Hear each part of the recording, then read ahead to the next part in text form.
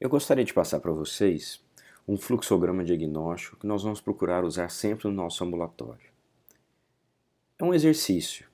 Para todos os casos, nós vamos tentar enquadrar o nosso paciente em algumas das situações que nós vamos apresentar agora. O primeiro ponto a se considerar é se há uma queixa de perda cognitiva.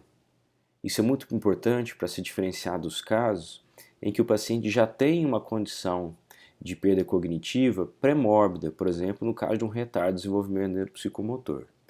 Para a gente falar num quadro demencial, a gente tem que ter sempre uma queda do padrão cognitivo em relação a estágios anteriores de cognição. Bom, a próxima pergunta a ser feita é se essa perda ela é objetiva ou não. Para isso, nós vamos usar o critério do DSM-5, que considera que até um desvio padrão, ou seja, um Z até -1, é considerado normal. Se esse indivíduo tiver, nos testes que a gente aplicar, todos os Z-score maior do que -1, esse paciente vai ser classificado como um comprometimento cognitivo subjetivo. O real valor desse tipo de diagnóstico a longo prazo ainda é discutido na literatura.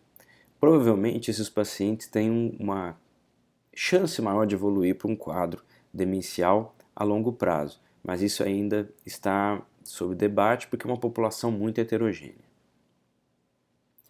Caso esse paciente apresente perda cognitiva com Z-scores abaixo de -1 desvio padrão, a gente vai se perguntar se esse paciente também tem perda funcional secundário à perda cognitiva. Isso é muito importante, porque ele pode ter perda funcional por outras causas.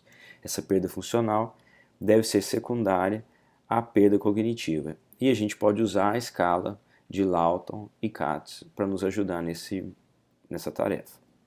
Se esse paciente ele tem queixa de perda cognitiva, ele tem uma perda cognitiva objetiva, porém ele não tem perda funcional nenhuma devido a esse quadro cognitivo, esse indivíduo vai ser classificado como comprometimento cognitivo leve. E a gente até posteriormente pode fazer uma nova classificação dividindo esse indivíduo entre quadros amnésicos e não amnésicos. Lembrando que o paciente com comprometimento cognitivo leve de predomínio amnésico tem um risco maior para evoluir para a doença de Alzheimer. Um risco até considerado alto, em torno aí de 80% em 10 anos.